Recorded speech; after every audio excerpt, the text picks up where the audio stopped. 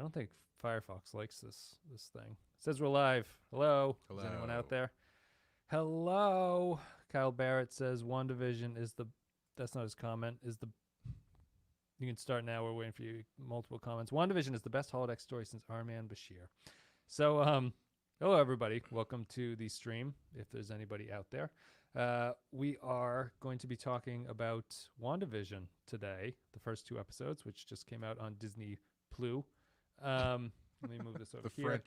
The French leg of Disney's distribution service. I mean, with Parler in the news, it's Parlay in the news. Everyone calls it Parler, but it should be pronounced Parlay. The app that was taken off. WandaVision is on Disney Plus because everything with a little bit of a foreign flavor is nice. There's 4 people here in the early mornings. Morning, everybody. Morning, Matt. WandaVision is an American TV miniseries created by, I believe it's Jac. I assume it's short for Jackie or something. Jac Schaeffer, the streaming service Disney Plus. Based on Marvel Comics characters Wanda Maximoff, the Scarlet Witch and Vision. Set in the Marvel Cinematic Universe, the MCU, it shares continuity with the films of the franchise and takes place after the events of Endgame. WandaVision was produced by Marvel Studios, Schaeffer serving as head writer and Matt Shakman directing. So I was curious about where this takes place. This takes place after Endgame, I guess. Yes. You're going to have to refresh me. I have not seen all the MCU movies, and I feel like Vision and Scarlet Witch's thing is the least memorable to me about what happened to them. Vision dies in Infinity War, doesn't he? Yeah, he gets the stone pulled out of his brain by Thanos, yeah. Does he come back in Endgame? I didn't remember that. He does not. Nope. Okay. Because they have, at the end, there's a scene with, I think it's Hawkeye and Scarlet Witch, where they're kind of like saying, like, they're never gone if they're alive in your mind or something like that, which might be a lead-in for what's going on in the series, actually. Yeah. It's actually, sorry, I was just going to say a little bit of background.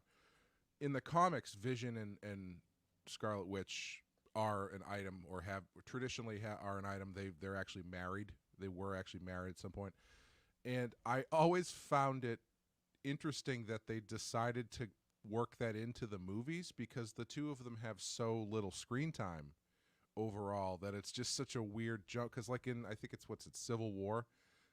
They're hanging out because Vision's trying to keep Scarlet Witch at the compound and keep her from going off with everybody else. And then after that, in Infinity War, they're just like in love. Like they've run away with each other without any real lead into that. I mean, I don't really mind it, because you got to do something with those guys, I guess. But I was always surprised that they decided to go this route.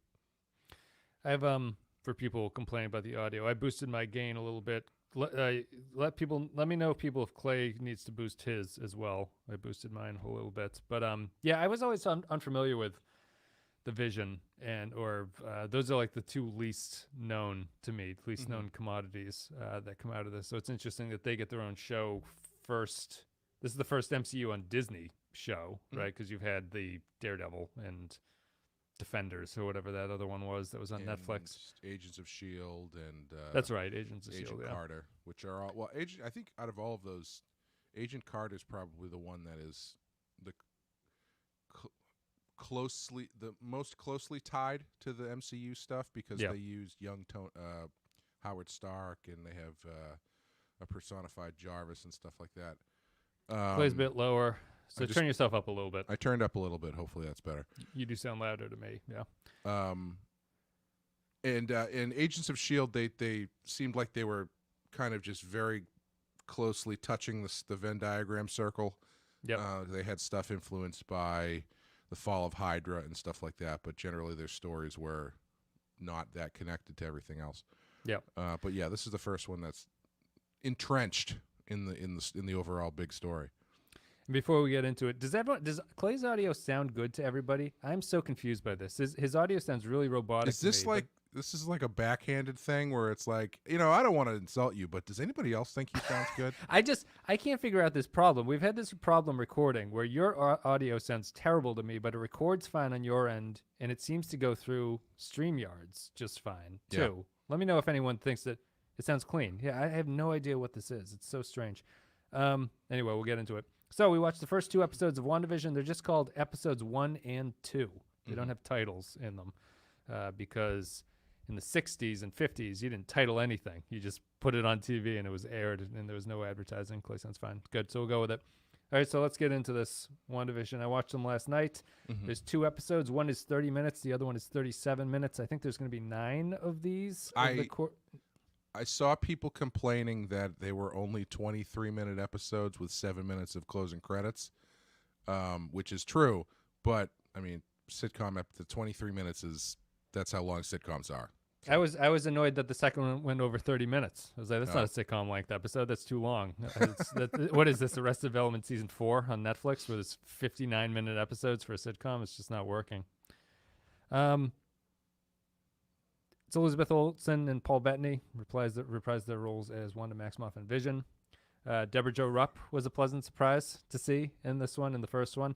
I don't know if you want to go through these episode by episode. I think that they're fine to kind of compare at the same time or to talk about them as one kind of unit. I do think that they're different from each other. But I guess the first thing is I saw a lot of the feedback I was seeing about this show was people kind of surprised by what it was. And it was exactly what I was expecting it to be. So I don't know, but I'm also very far from paying attention to the trailers and stuff for this thing. So just judging by the picture stills that I was looking at, I was like, it's going to be a sitcom set in the 50s, and they're going to somehow link that with the larger MCU. And it's pretty much exactly what I got. So I think there's room to debate about whether or not it's what they're doing is interesting or good. But I was a little bit surprised by the online chatter about it was not what people expected it to be, which just struck me as strange because it seems exactly what I was expecting.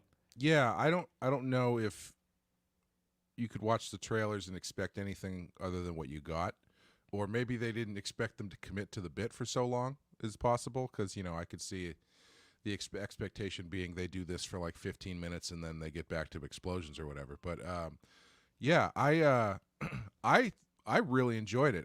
I thought it was a nice change from what you would expect from a Marvel show. It's definitely the most the highest concept thing I think they've done up to this point. And it's cool that they see moving into television as a way to try some shit out and see what works. Yeah. It's so the basic setup, if people haven't seen it or you're unfamiliar and some reason watching this, or just to describe it for anyone listening, is that it's Scarlet Witch and Vision stuck in a I Love Lucy type setting where it's straight 50s sitcom down to it's in black and white for the first 2 episodes. At the end of the second one, it implies that color is going to start making its way into it, because I think what I was reading is that this is going to go through the eras of sitcom history. Yeah, the first one was more 50s and the second one was more 60s, yeah.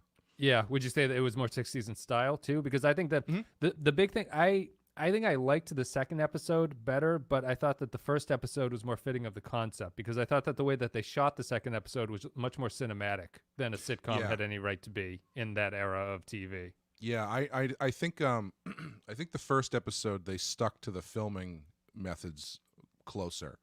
I actually also read that they shot it in front of a live studio audience, which is pretty fun. Yeah.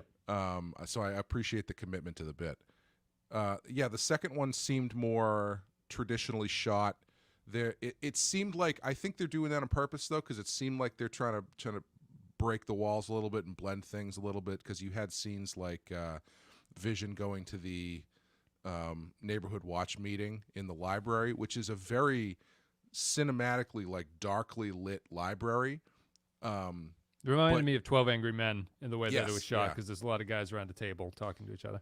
Yeah, but you still got, so you've got more of a modern kind of way of shooting that, but you've also got the laugh track going and stuff like that. So it definitely seems like by the second one, they're already trying to mix it up, and things are kind of bleeding in on each other a little bit. I thought they even shot it in standard TV aspect ratio, too. It's black boxed on the side. Yeah, there's the black bars on the side. And I assume that'll change somewhere down the line. But yeah, it's I thought that the first one, well, I guess maybe the place to start here is like, it's a very it's not a kids show. really, in the sense that this will be the theme with Soul. They came out Pixar's Soul, and then Bluey has adult jokes and stuff like that. But you have to be. I'm right on the precipice of understanding what they're referencing. I've seen those shows. I haven't seen every single episode of I Love Lucy or Bewitched or I Dream of Jeannie or anything like that. I know I'm familiar with Dick Van Dyke. I'm not going to say that I can know his whole filmography off the top of my head or like the influences that they brought to things like that. I think what's maybe disappointing for people is that if you're expecting an MCU thing, this is 95% sitcom homage at this point. And I think maybe the strangest thing to me was that I was watching these, and by the end of the second one, I was going, man, I wish this wasn't Vision and Scarlet Witch. I wish this was a original TV show that I had no idea what was going on in it, because that would have been really, really something to have these sitcom shows that have these moments of incredible, unreal, something disturbing is going on. But because I know that it's Vision and the Scarlet Witch, I know that something is off in its place. You know what I mean? And it's not that it let me down or anything, but I was really like, I would have loved to have seen this with a completely original IP and not have this be characters that give away the hand of what's going on, because I think listener Kyle was saying in the Discord, the trailer gives stuff away. I think the existence of these two characters gives away something, that something strange is going on in the first place. Yeah, I think that's what's stopping it from being like truly kind of Lynchian. Because I was getting a little bit of David Lynch vibes from it. I was getting a little bit of Prisoner vibes from it. But yeah, I think the thing that stops it from really being something that goes along those lines is, like you're saying, just based on the two characters, you know immediately that something is up. However, well, I do agree that it would be something special if it was a completely original IP. I do, excuse me. I do appreciate that they are kind of. I feel like they're aware of that enough that they are actually creating perfectly acceptable episodes of sitcom TV that work on their own. Yeah, they work as sitcom episodes. Yeah, they work perfectly as sitcom episodes. They're actually pretty good. Like for sitcoms of that era, I thought they were pretty good. I was like, it's what my girlfriend and I were watching the second one last night. We were laughing fairly consistently. I love the I think that the guest actress they have as the neighbor friend is a perfect actress for that role. That was always a role on those sitcoms, which is the kind of unhappy married woman who lives next door to you and is always sort of trashing her husband in whatever comment can come along. She's very good at it too. She's a very good actress in that role. Yeah, Kathryn Hahn, I believe. She's great in everything. She's basically playing the role she played in the Anchorman movies, but she's transporting it into this and being a little bit more sinister with it. But yeah, I think it's interesting because you do kind of only get so much out of it because and I think part of why they were giving stuff away in the trailers. I honestly haven't. I think I watched like one or two of them a while ago, so I don't even remember what they give away in the trailer. I bet they were probably hedging their bets a little bit just because this is so different. And I mean, even as it is, they seem to be getting pushback in some form for people who aren't really willing to let a story play out, I guess. Yeah. They're probably not on board with not on board with the setup in general, really. Yeah. So they were probably hedging their bets a little bit to be like, don't worry, it's coming. There's stuff coming that you'll identify with, or that you'll that is more MCU. It will look like the MCU. I bet if it was an original IP, you probably could push it further before you start really laying out what your hand is, or your sword, if you will. Because they give it to you right from the end of the episode, which I think you do have to do to make sure that people coming to watch an MCU show don't go, why the hell am I watching an episode of Dick Van Dyke played completely straight? Yeah. And I think the first episode, what's kind of neat about it, and the reason that I like it outside of the MCU, is it does this really clever thing of pushing on sitcom tropes in a way that is unnerving to the characters who would be in the show. My favorite moment in both of these episodes, I think, is when Vision goes to his office and he starts asking people what they do here, and no one has any idea, which is a perfect joke about how sitcom jobs of that era worked. It's just guys in an office. It's just somewhere to go to have other characters.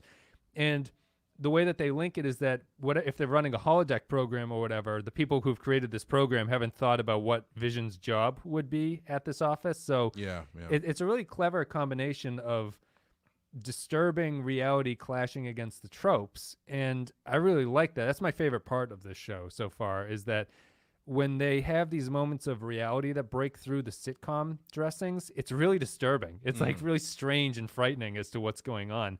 When the boss starts choking and Debra Jo Rupp just is laughing as the sitcom wife would laugh, and they're not sure what to do. I think when the guy crawls out of the sewer at the very end, it's all very weird. Yeah. I think I saw somebody say online somewhere that the scene where the boss is choking is like one strobe light away from a scene from Eraserhead, and it is. That's probably the most Lynchian type feeling scene where you've got a juxtaposition of what's being shot versus how it's being portrayed to you and all that kind of stuff. And it was I like that stuff a lot. The work stuff reminded me a bit of. There's an Orson Welles movie that I really like called The Trial that I think is also a big influence on The Prisoner, with Anthony Perkins. It takes place in this sort of like large corporation conglomerate that doesn't really you're part of the machine, but you don't really know what the machine does. That kind of thing. And I always find that stuff very, very interesting and very freaky. And I love the way that they play it here too, where it's he's trying to work out this thing that's actually kind of disturbing, but they're doing it through sitcom jokes and like laugh track and stuff. And I thought it was pretty clever. Yeah. It's to me, it's the most interesting aspect of the whole thing, because I do wonder how far you can push just the sitcom trappings, and I don't know if after in the next episode they're going to start shifting it away from it. However, I'm also of the opinion that I don't want it to go totally MCU soon, because I don't really care about that. Like if this is going to be the show, I'd rather it embrace this a little bit. And I'm glad that they're going to move through the genres or the decades, the eras of sitcom, because I thought after these 2 episodes, you've pretty much done everything you can do in a 50 or 60 style sitcom. There's not a lot that you can really dig into there, and they hit on all the major tropes. I think there's a different way you could play this, which would be a lot more annoying, I think, which would be you do stay in the 50s, and part of the thing that starts breaking the universe is the fact that it's so formulaic. So you do these sitcom episodes, and at a certain point the rate of return just starts wearing on Scarlet Witch and Vision, because they're just doing the same thing over and over again, basically with different characters. But that's probably more fit for like a novel or something. I don't think people would stick around for that in 21st century TV. I did want to say, we talk a lot about episodic versus serialized storytelling when we talk about Star Trek, and this found a really interesting way to handle that, because the TV that they're referencing is in its nature episodic, which they are doing very well, but they are also adding in this element of serialization where you're getting bits of the story as you go along.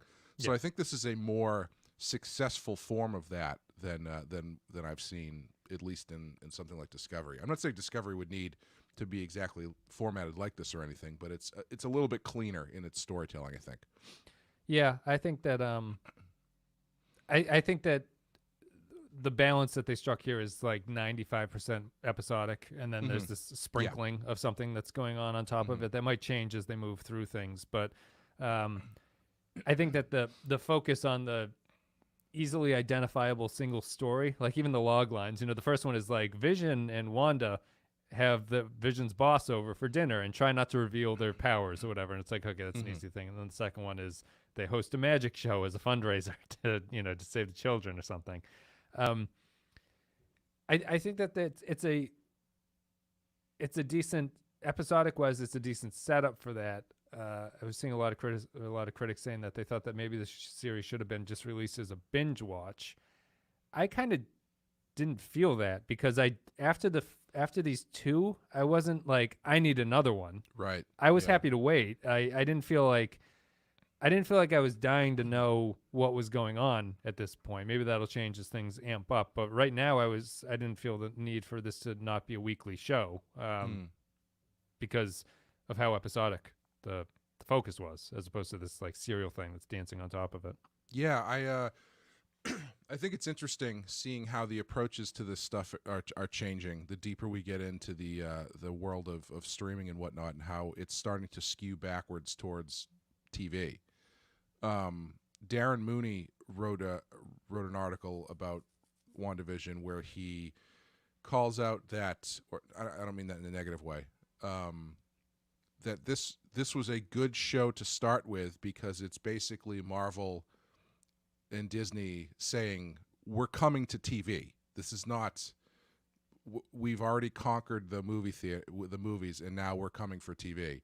And they're doing it by presenting us with a television show. This isn't a 10-hour movie Netflix binge stream. They're making a TV show, right? And I think it's fun how it's kind of swinging back that way for better or worse, because I think the binge stuff is great in some cases, but in other cases, I think you get more mileage out of a show and talking about it if you delay the release of it. I mean, I don't think Game of Thrones becomes as big as it was if they dropped every episode of the season in one day, right?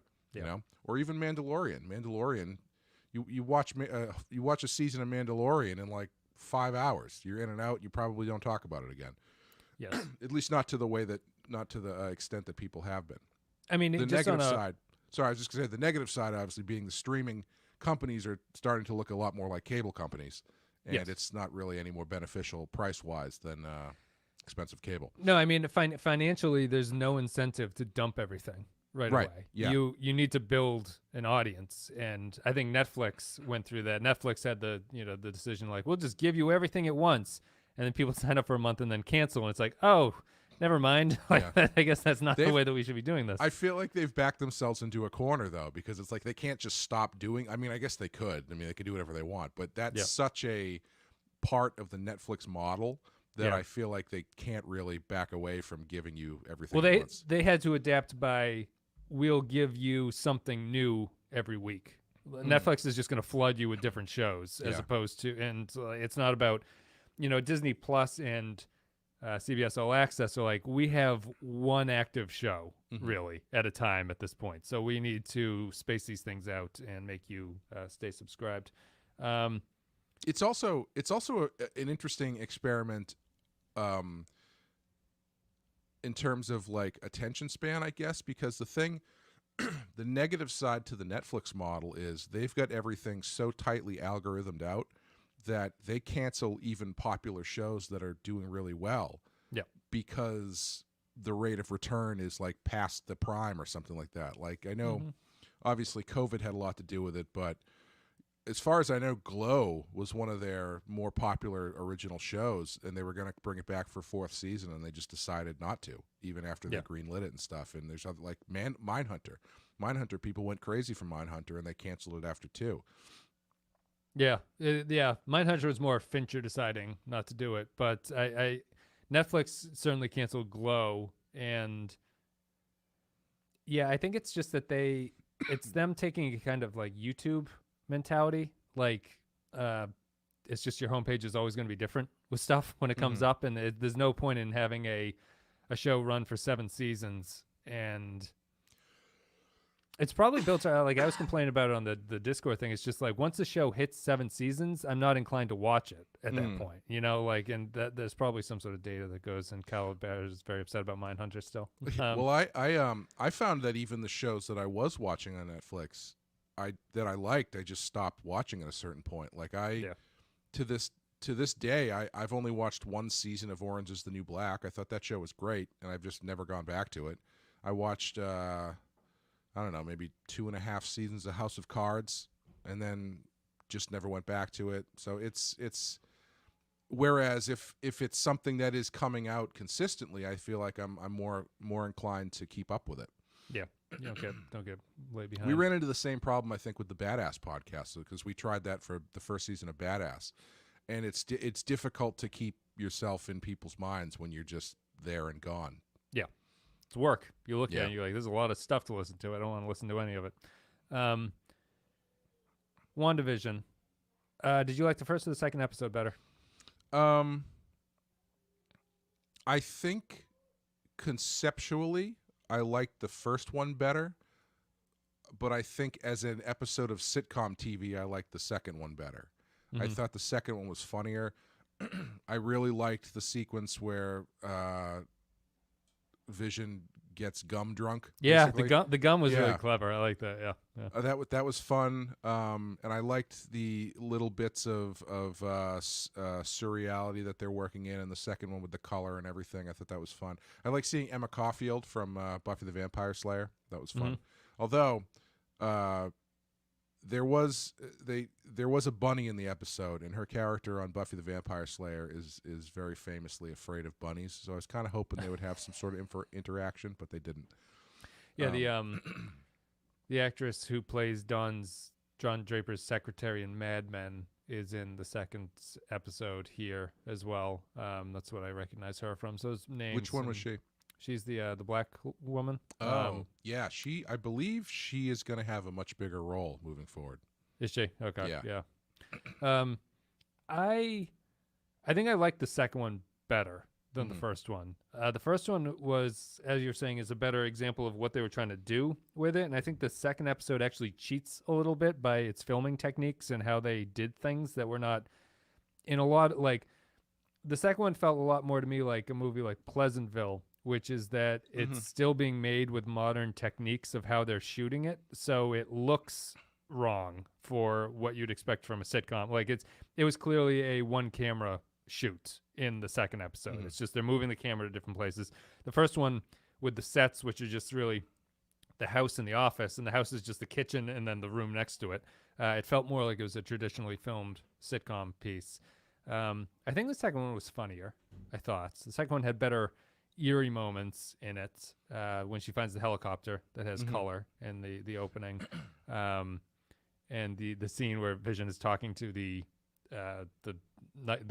neighborhood watch or whatever that group is very clever. And I don't think they worked really. It's like I don't feel that they were complementary really as much as just building on top of each other. I think Paul Bettany is excellent. I have a harder time judging how well Elizabeth Olsen is doing in this, but I think that Bettany is really capturing like what a leading man in a sitcom has to do in this era of TV really, really well. Elizabeth Olsen, I'm not quite as sure, although that might just be the way that females were written back then, where they are less active in some ways. Well, actually, one of the things I kind of liked was they kind of switched the leads a little bit in between the first one and second one, because he was a lot more front and center in the first one, like say Dick Van Dyke would have been. Yeah. And in the second one, it was more Bewitched, where Samantha is more front and center, so she got a little bit more time than he did, and he was kind of like the B plot. Yeah. He basically plays a drunk because the gum is gumming up his works in the second half and plays it that way.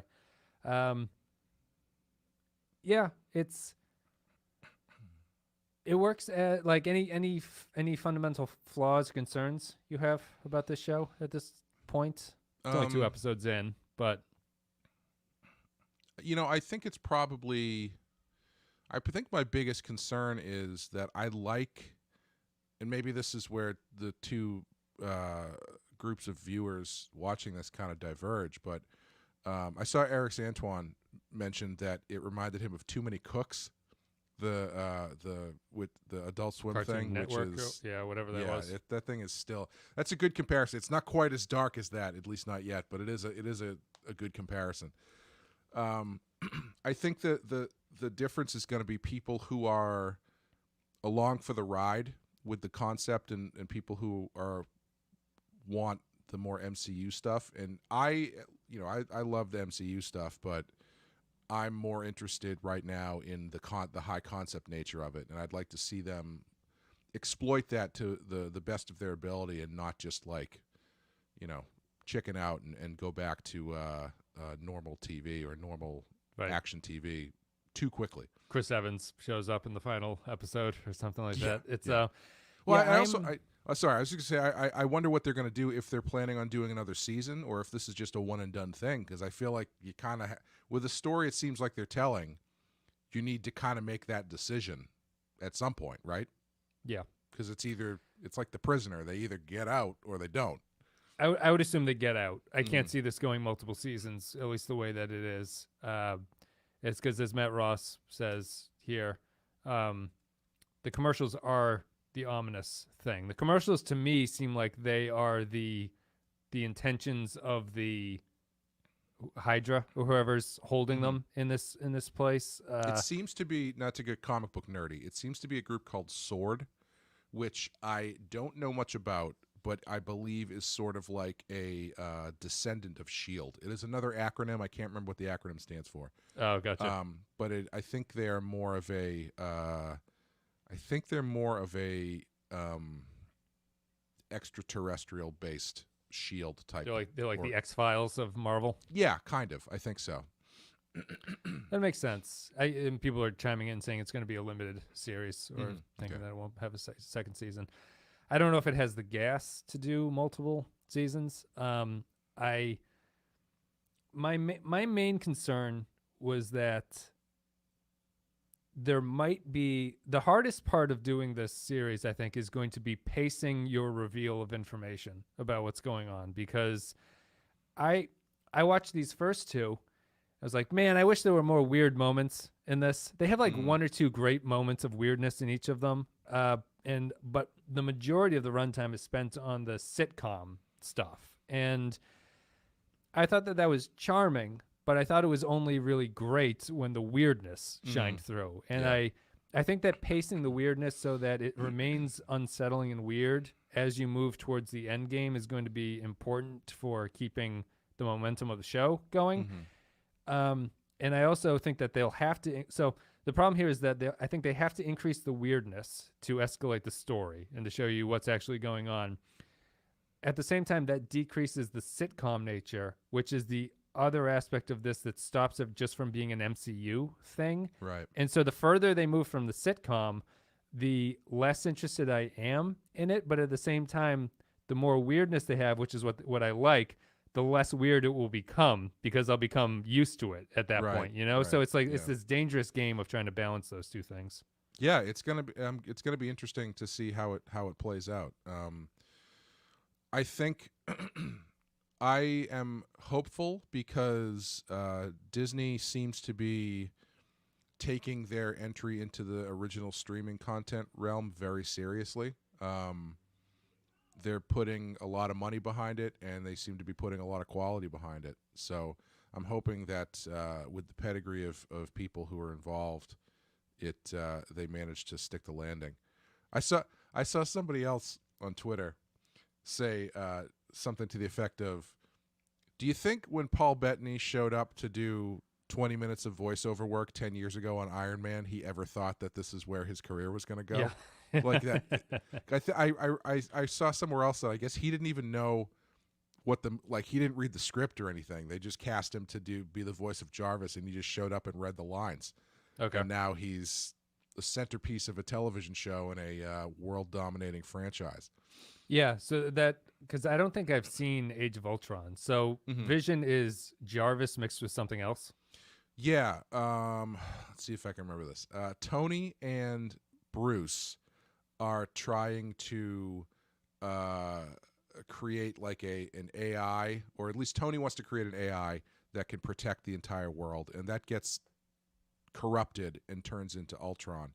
And so in order to combat that, there's a combination of Jarvis and this synthetic human and the Mind Stone. I don't know if that's the right stone, but it's one of the stones. Yeah, I think it is, the yellow one. Yeah, and which fuses into this new third or fourth being, which becomes Vision. Okay. And it honestly, when I saw that they were doing the Vision stuff, I was like, okay. I've never been a big Vision fan. I've never really like understood his role on the team or why you need to have him there. But man, if they didn't pay it off and make you believe and care immediately, because in Age of Ultron, they've got this gag they start at the beginning where all the Avengers are hanging out at a party, and they're debating the veracity of the Thor's hammer not being able to be picked up by anybody who's not worthy. And so they all try picking it up, and there's a great scene where Captain America grabs it, and it like shifts a little bit, and Thor's face immediately drops, and he's like really concerned. And they have a joke where it's like similar to your question, your kid's question about can the Hulk pick up Thor if Thor's holding the hammer. They get into it. They're leaving, and Tony's like, if you're in an elevator, can the elevator pick up the hammer? Because I mean, why could? Which ends up, it's a joke, but it ends up working out later because when Vision shows up, he's giving them this vision of what Ultron's going to do, and everyone is like, how can we trust this guy? And right at that moment, he reaches over and he grabs Thor's hammer and he hands it out to Thor. Yeah. So he's holding the hammer. So everybody is like, it's a perfect visual thing to why you can. It's awesome. It's very, very well done. Yeah, Alistair's very obsessed with who can pick up the hammer or what the order of operations are and who's stronger than who. As long as you say not you, honey, not That's you. Right. Unless you work really hard at school. We have a weak heart, and you can't do it. That should be the replacement for Santa Claus. Is if you're really good, maybe you'll be able to pick up Mjolnir. Yeah. It's an easier tell. I don't have to wait overnight. You can just do it right at the top. Yeah. Anything else about WandaVision? Really? We do respond to live comments, Andrew. I think we're at the point of the show. If there are comments out there that people want us to respond, it's an hour of a show. It still feels early to really discuss it. I thought it functionally did what it needed to do here early. Yeah. I really like the creepy moments. If it's 9 episodes like these two, I don't think I'm going to think it's a very good show by the end of it. I think I'll run out of patience with that. I could maybe see doing 4 or 5 episodes like that, and I'd be like, okay, that makes sense to me. Something has to change, but as I said earlier, if it changes too drastically, if it just becomes an MCU show, I don't really care at that point about it. Like I'm not how this with my comment at the start about this is post Endgame, how this ties into the movies. It's like I don't care. They could just walk out of a holodeck at the end, and I'd say that's fine, whatever. That's okay with me. There's some speculation that it might be a backdoor way that they're going to get mutants into the MCU. Because one of the storylines that people seem to be referencing is a story, I believe it's called House of M, which is kind of the reverse, where it begins with Scarlet Witch saying no more mutants, and she wipes like 75% of the mutants off the planet. Yeah. So they're thinking this is a way to bring the X-Men into this, or the concept of X-Men. Yeah, I'm not. Yeah, I wouldn't mind that because the X-Men are scheduled, right? Are they in some of the upcoming? Not yet. No, they've scheduled Fantastic Four, but they haven't scheduled the X-Men. And I do thank think God, it's also Fantastic Four. I know, fourth time's the charm, I guess. It's gonna work eventually. Yeah. I do think it's funny though. It's like people coming up with these like backflips on, well, how are they going to get mutants into? What are they going to have to do? Okay, so someone's going to have to tear open the fabric of reality. Would you bat an eye if tomorrow Professor X just showed up? No, nobody would give a shit. Yeah. Who cares? Is You'd Scarlet be happy Witch, the X-Men showed up. Is Scarlet Witch supposed to be a mutant? In the comics, she is. Yeah. In the comics, she is. Yeah. She's one of Magneto's children. Quicksilver and Scarlet Witch are Magneto's children. Yeah. Yeah, that's right. But when they made Ultron, Age of Ultron, they didn't have the rights to that word, so they couldn't say that they were mutants. Yeah, I wouldn't. Yeah, I mean, if he just showed up, I wouldn't be like, "What the hell is going on here?" It's more, and I think Marvel will do a better job of. The DCU had that problem that I think we talked about in one of the movies, where all the movies are a different tone. So when the characters come together, you're like, "What the hell is going on?" Yeah. Marvel gets around that better. It makes everyone kind of the same tone with each other. Like they can get serious, but it's largely lighthearted, I would describe it as. And so if they bring adjusting the X-Men will just be the hardest part. The hardest part of adjusting the X-Men will just be making their fundamental story not as bleak as it can be, which is hard, which might destroy the X-Men at the same time. I don't know. Well, I don't know, because I feel if you look at like X-Men First Class, I feel like they tell a fairly lighthearted story. Well, I mean, it's not a 50s rom-com, but it's not like a still ends with comparing U.S. soldiers to Nazis at the end of it. And it does have an awesome sequence where Magneto goes to Argentina or wherever to kill a bunch of Nazis. But it's like it has its moments of levity. It's not. It does. I would say that movie is. They get as dark in the MCU, if not darker, than they do in that movie. So I don't think it's that much of a stretch. Yeah, I guess it's just because my problem with Thanos' thing is that. Where I think it ties in, where like the X-Men is very explicit in like First Class about what the difficulty is there with the X-Men and the world at large. And it's, you can compare with like Thanos' plot, but Thanos' plot never really makes sense to me. Like his argument is not very good to me about what's going on. Yeah, he's a madman. Who cares? He makes enough sense. He makes enough sense. I guess he's not insane enough to be like, oh, he's just crazy. Sure. Like he feels that he's logically right, and I think that having any kind of empathy for him is to be like, well, sometimes the ends justify the means. But his argument is like this vast, huge void of the universe is too crowded, and it's there's what are you talking about? There's so much space out there. That's always my problem with Thanos. But let's see here. Any questions? I haven't seen any questions. People just asked if we answer questions. We will. What did people in the chat think about this season? I know the Discord, or these two episodes, the Discord was mixed, I would say. Maybe some positive mix, maybe. But didn't see a lot of thoughts about it. I've got like another 5 minutes and just, I don't know. Do you have final thoughts about it? Yeah, I think Matt Ross says it's okay. Sorry. I'll click them up as you talk just so that people can see them.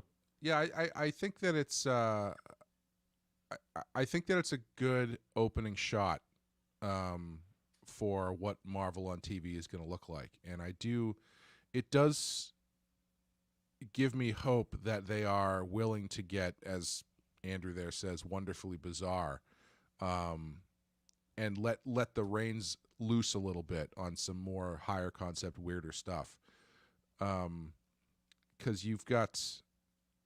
I think you can, much like this show, I think you can only play a lot of the superhero stuff completely straight for so long until you hit diminishing returns. And I think Darren said in his piece, this is a really great way to sidestep what people call like superhero fatigue, because this is which is Kyle's point here, which I agree with. Like I think me and you have talked about like and comparing it to the Batman, or someone like Dan would always say that the Batman movies are fantastic, and even Rises is great, which I thoroughly disagree with. But like, I think that the MCU's greatest accomplishment is they made a whole bunch of movies that were consistent, and that's also a problem that they're also consistent with each other, because you can turn on.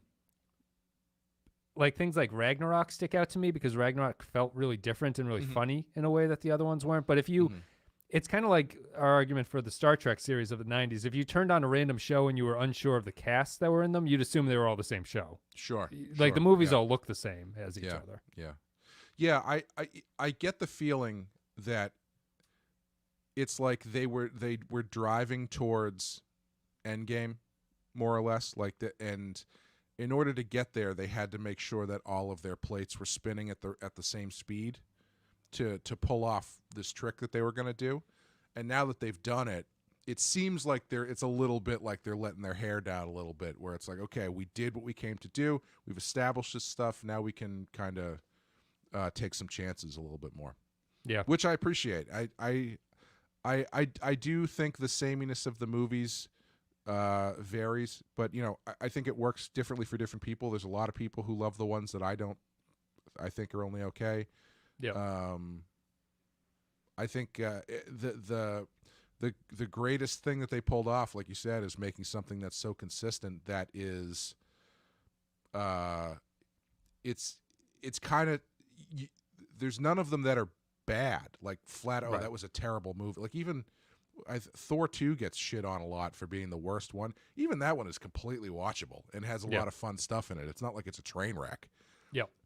The worst thing you can say about them is they tend to be formulaic, and they introduce so many characters that you get origin story after origin story. But as far as like bad movies, I don't think they've really made one yet. Andrew asks, have you guys seen Agents of S.H.I.E.L.D. or any of the Marvel Netflix show? I've only seen Daredevil's first season, and it was okay, I guess, would be my description. I have not seen any of the other ones. I watched, I think, 3 seasons of Agents of S.H.I.E.L.D., and I thought it was terrible. I know people really like that show. It seems like it had turned the corner at some point, but I just did not like it. I really liked that they worked in the Hydra stuff, because the fall of Hydra allowed them to put a nice little kind of turn in the story, which was fun. But I might go back and check it out.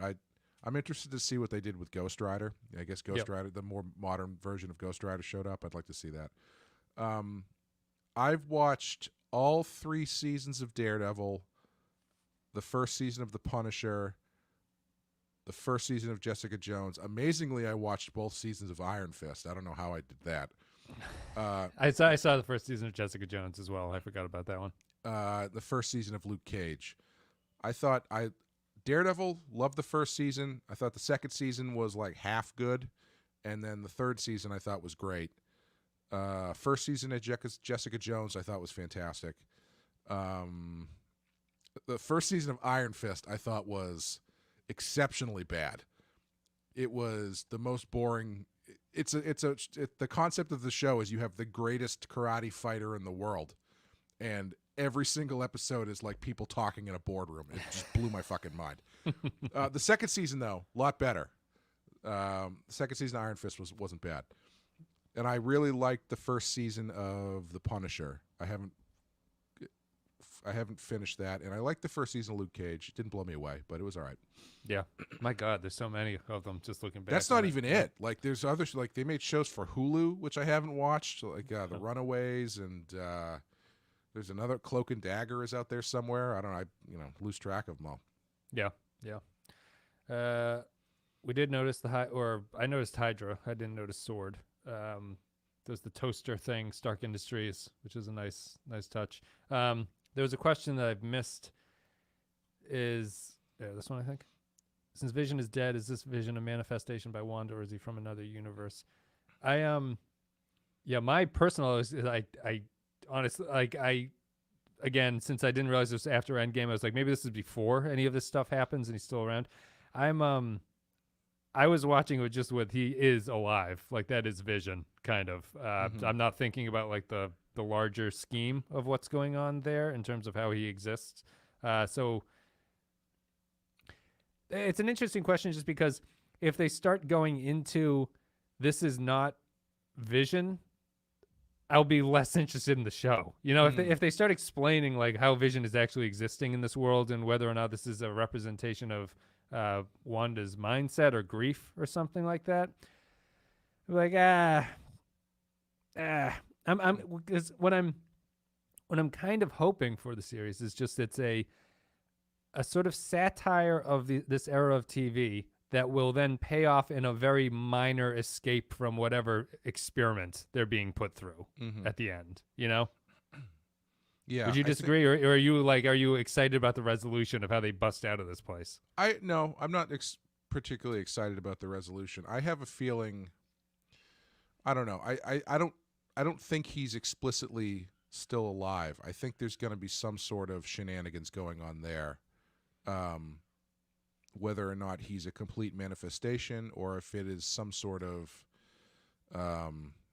way to bring him back. And it's like bringing back the Vision is not like high on my list of priorities they need to do in the next phase of the Marvel universe. Yeah. I could see it being a long form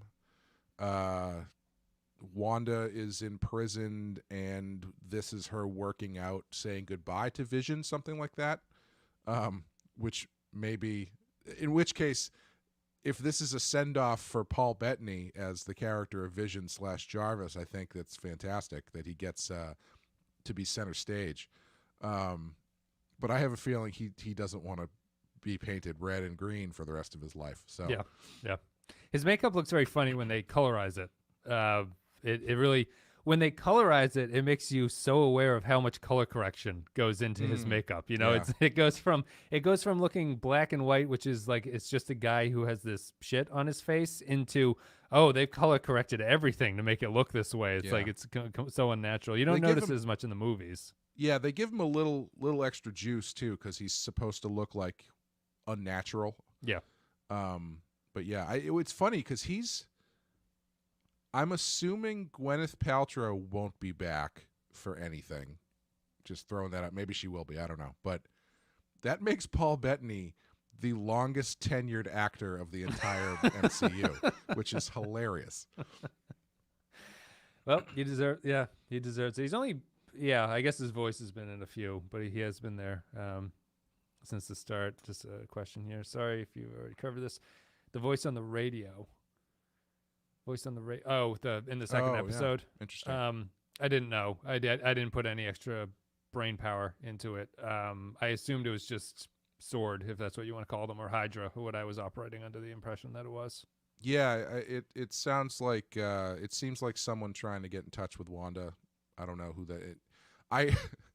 I'm sure it would pain him to hear this, but I would not be able to pick Jeremy Renner's voice out of a bucket of mediocre white guy voices. But his Hawkeye's not the character. Hawkeye's not the character. I'm like, where's Hawkeye? His music, however, can't live without it. No. Or his app. Have you seen his app? I don't think it exists anymore, but he the Renner app or something. Can't argue. I am looking forward to the Hawkeye show, though, because they're doing sort of like a passing of the torch thing to a younger female Hawkeye. His underling. Yeah. Bland American voice, definitely Hawkeye. I guess that's pretty much it. Jimmy Woo from Ant-Man. Yeah, see, this is the depths of the MCU I'm not prepared to crawl through to understand who that was. Well, that's the thing that just amazes me that they've managed to do is they have done exactly what comic books do, where if you've got a story that you're telling and you need to give it a little bit of juice, just pull a character from something else, some random like third-tier character, throw him in there, and all of a sudden it's like, whoa, what is this? The connections now are amazing.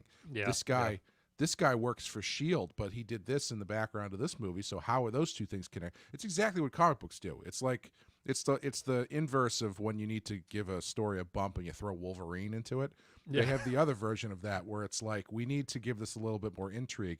Okay, here's where not Nick Fury's not going to show up. The other guy's going to show up. His buddy there, Coulson, is going to show up, and then you're going to go like, ooh, intrigue. Yeah. I'll have to wait and see. He was in the trailer, actually. Jimmy Woo was in the trailer. I assume that means. It's very possible. Yeah, let's put it this way: I would rather see him than Jeremy Renner. I guess that's it. I guess we'll call it a day right there. I don't get the connection, but I think it's him given the trailer. Is what Kyle says. Well, is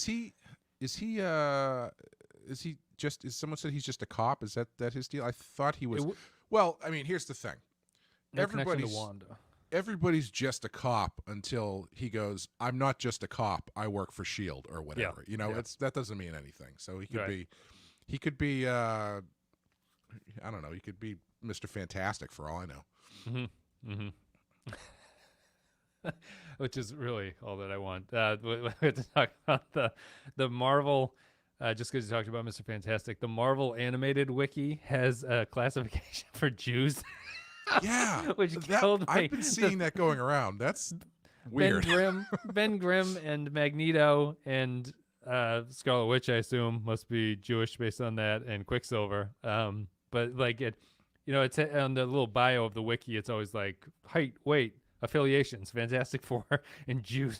Yeah, that's questionable. But Someone on Twitter sent me a strip from a comic, I guess, where Ben Grimm gets married or something, and it is a Jewish ceremony. I'm not doubting that he's Jewish. It's just it's a strange team affiliation to label. It is very weird. I don't see Mr. Fantastic under the classification of Jehovah's Witness or whatever. Is he a Jehovah's Witness? I don't know. Is that like a focus of Fantastic Four? Their multi-religious backgrounds. Captain America is not listed as a wasp. Yeah, I know. We had Captain. Well, there's other things to talk about this, but Alistair got a bunch of like superhero books, and the Captain like little golden books, those little hardcover books. The Captain America one he's a strange character that somehow naturally fit into the MCU. Like the Hulk's thing is like he gets shot with gamma radiation. He's super strong. He smashes things. The golden book for Captain America is not in a bad way, but it's so propagandistic. And that's the formation of the characters. There's not really a problem, but it's like when you're reading it, like Alistair's just not interested. Like people come, the golden book opens with America has freedom for everyone, and people come to America to get freedom. Steve Rogers loves America, and it's like this is a weird construct. And he's also not particularly powerful because the book is just like he's very strong and he's very fast because he gets shot with a gun and he has a shield. It's like what a interesting character he is. Yeah, he's one of those characters where it's like when you look at the back of his trading card, it says heightened agility or something like that. Yeah, heightened strength and agility, and you're like, wait, so he's really good at track and field. Thor is literally a god. I think there's a disconnect over like team roles here, but obviously they figured out a way to show him in the movies where he's believable among all those other guys. That's not so much for Hawkeye, but my favorite of those on every Wikipedia page is when they have a sort of like BS, not even BS characters. Some characters just have like it's just the most common thing on any of their powers and abilities section is like genius level intellect is one, or like expert tactician is another thing. It's just generic powers. I was looking at like the Enchantress for Thor, and it's just it's 50 different random things that have happened over the course of the character existing, and but some of them are always, as you were saying, enhanced agility is it's always up there. I always thought that they never really put a believable cap, no pun intended, on Captain America's strength though.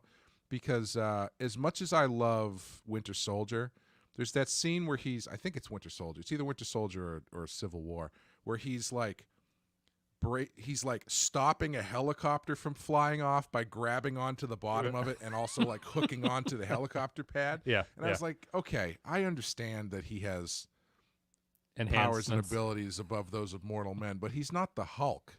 Right. You know, he's there's a limit to this. Why is he not punching through brick walls and shit if he can stop this from happening? I liked his elevator fight scene in Winter Soldier works because they pin him to the wall at a certain point. Yeah. He doesn't just wipe the floor with them and that he gets stuck to the wall, and then a bunch of guys basically have him for a little bit of time at least.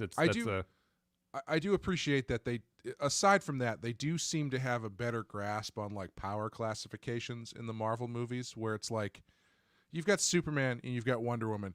They're kind of on the same playing field. Aquaman seems to be on the same playing field as those three. Green Lantern, more or less on the same playing field. Batman, not so much. But it's like it's a lot of like god level powers. Yeah. Whereas in Marvel, you seem to have like a progression or a different categorization where it's like you've got Captain America who can do stuff to a point, but he's not Thor, and Thor is not Captain Marvel. Or Captain Marvel has like the really high end level powers. Yeah. Yeah, the plot busting level of powers. What is there? I was trying to explain to Alistair, why is Captain Marvel not around at the end of Endgame? She comes at the very end, but she's off saving the rest of the universe. Is that her justification? Yeah, she's out in a different sector of the universe or something. Yeah, and I forget. She just says there's problems everywhere, right? And she can't focus specifically on Earth, and she has to go somewhere else. Yeah. I think she's basically like, I need to deal with the here and now while you guys are dealing with the past. Sure. Oh, okay. Helicopter is Civil War. I've seen Civil War. I haven't seen Winter Soldier outside of that fight scene, I don't think. All right, I guess we're done. Cool. Thank you very much, guys, for listening to this stream. about WandaVision. We'll probably come back every week with the next upcoming ones. It'll be shorter episodes because I don't think each episode will have tremendous amounts to talk about with each one. That's it. Final thoughts, Clay, before we go away. You're excited for it? Interested? Is it what you expected? Yeah, it's more or less what I expected based on the trailer. And actually, I'm honestly really happy that that's the case because I was expecting them to bail on this concept like immediately. I thought they were going to lead it with it's going to be something different and kind of weird, and then just like jettison that. Yeah. So I'm happy that they're committing to it and doing something a little bit different, and I'm really looking forward to see where it goes. And I do have a considerable level of bias when it comes to this stuff because I've said it before, where it's like people are like, oh my God, can you imagine? There's so many of these Marvel TV shows coming out, and I'm like, I've been waiting for this my whole life. Let me have this. Yeah. Thankfully, the best thing about it is none of them have been bad. If they're like half of them were terrible, it would be a lot harder to get excited about or defend. But so far, it's been enjoyable all the way through. Yeah, it's an interesting, and thank you, Matt Ross, for the super chat. The before we wrap up, the interesting thing to me about the MCU is that I don't feel that they annoy me in the way that Star Trek and Star Wars do with their announcements. I don't know why that is. I think it's just the tone Marvel took, which is that this is just lighthearted bullshit, guys. Yeah. Where Star Wars and Star Trek are like new sections of the Bible have been discovered or something, exactly, and it's like I don't care. Marvel just has a nice lighthearted, and maybe that's the positivity towards this series. Is just like, fuck you if you wanted more of that same thing. It's like, here's a sitcom with Vision in it. It's like, that's strange and weird. Like, chill out, guys. Falcon and Winter Soldier comes out like next month or in 2 months or something.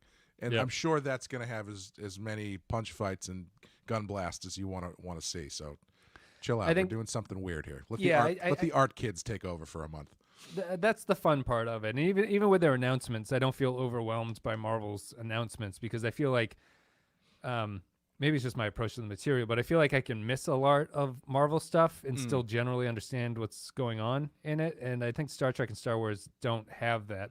Star Trek certainly doesn't have that. Star Wars has a little bit of it where you can kind of pick and choose what you want. But thank you, Cardinal, for the super chat. It is also an amazing, much like comic books, it's amazingly built in, though, that in order to really get what's going on, you have to see everything. You have to. You have to read every chapter of the book. You can't, you can kind of like, do you really need to see Ant-Man? Probably not, but if you really want to understand what's going on, you got to see Ant-Man. Yeah. And it's like even, my girlfriend's parents are like, okay, we want to watch Infinity War. I guess we have to start at Iron Man. Like, all right. I did too. I was considering, I was like, maybe me and Amy will watch these. It was like 20 movies here. Yeah. And I actually had a friend start recently. She's been going through different series. She I don't actually know how far she's gotten into. I haven't talked to her about it recently, but she watched all the Bond movies, which I still can't believe she did because even she was like about 2/3 of the way through. She was like, I don't know if I can do this. They're all so long and most of them are bad. I was like, yeah, unfortunately, that's the case. Yeah. But she's like, we started watching the Marvel movies. And I was like, oh, cool. Which ones we're watching them all in order. She's like, I said, which ones what have you watched so far? She said, well, we watched Captain America and then we watched Captain Marvel. And I was like, whoa, back. She was watching it. She looked up somewhere that said you should watch them chronologically. Yeah. Which I don't know why you would ever do that on first blush because half the crap they talk about wouldn't make any sense. And all of the after credit. Oh, she also didn't know that there were after credit sequences, which also blew her mind a little bit. So maybe if you're not following it that closely, it doesn't really matter. But I think at that point she'd only watched 2, so I was like, no, you got to start with Iron Man and watch them in the order which they were released. Yeah. Yep. Guys, thank you very much. Thank you for listening. Thank you for supporting the channel. We'll be done with WandaVision today, and we'll come back next week. Vision willing, and we will talk about the 3rd episode, which will probably be different because color is here. Color is here to stay. Cool. Thanks very much, guys. We will see you later. Thanks for the super chats as well to Cardinal and Matt. See ya. Thanks, guys.